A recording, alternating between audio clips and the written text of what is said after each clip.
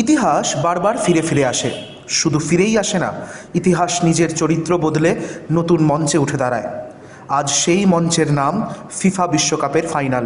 একদিকে লিওনেল মেসির আর্জেন্টিনা, অন্যদিকে স্পেন। এক সময় যে স্পেনের উপনিবেশ ছিল আর্জেন্টিনা, আজ সেই দেশের বিরুদ্ধেই বিশ্বজয়ের লড়াই। আর এই ম্যাচের আগে আবার সামনে এসেছে মালভিনাস বা ফকল্যান্ড বিতর্ক।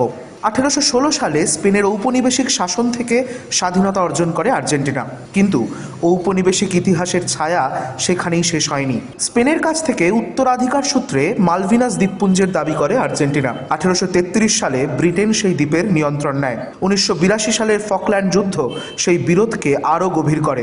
আজও আর্জেন্টিনা মালভিনাসকে নিজেদের ভূখণ্ড বলে দাবি করে। ইংল্যান্ডকে হারিয়ে বিশ্বকাপ সেমিফাইনালের পর আর্জেন্টিনার কয়েকজন ফুটবলার মাঠে লাস মালভিনাস সোন আর্জেন্টিনাস ব্যানার তুলে সেই রাজনৈতিক দাবিকেই সামনে আনেন।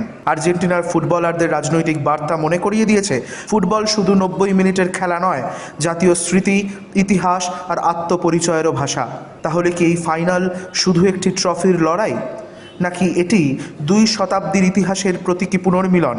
একদিকে প্রাক্তন উপনিবেশ, অন্যদিকে প্রাক্তন ঔপনিবেশিক শক্তি। মেসির আর্জেন্টিনার হাতে বিশ্বকাপ উঠবে কিনা সেটা সময় বলবে, কিন্তু ইতিহাসের এক প্রতীকী জবাব হয়ে উঠবে কি 2026 ফিফা বিশ্বকাপের ফাইনাল? আপনার কি মতামত জানান কমেন্টে। লাইক, সাবস্ক্রাইব করতে ভুলবেন না। যুবশক্তি বাংলা।